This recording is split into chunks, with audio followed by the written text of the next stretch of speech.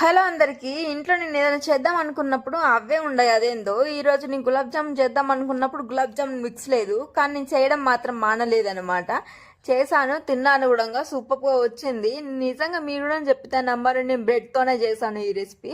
అది కూడా గులాబ్ జామున్ ఎంత సూపర్గా వచ్చిందో. నేను ఎలా చేశానంటే, ముందుగా బ్రెడ్ తీసుకొని 4 ముక్కలుగా చిదిమేసుకున్నాను అనమాట. మీకు ఇష్టమైతే చేసుకోవచ్చు, లేదంటే కొందరికి చేసుకోని అనిపించినా కానీ ఈ అవుటర్ లేయర్ ఏదైతుందో బ్రౌన్ కలర్లో తీసేసుకుంటారు కాబట్టి తీసేసుకోవచ్చు, మీ ఇష్టం, అది ఇంకా మీ ఆప్షనల్.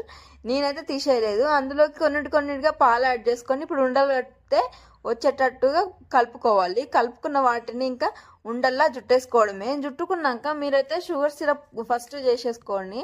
ఆ తర్వాత ఒక బాండిలో ఒక ఆయిల్ వేసేసుకొని మనం ఉండలుగా జుట్టు పెట్టుకున్న ఆయిల్ వేసేసుకొని గోల్డెన్ బ్రౌన్ వచ్చేంత వరకు వేయించుకొని షుగర్ సిరప్ వేసేసి ఒక ½ అవర్ అలా వదిలేయడమే.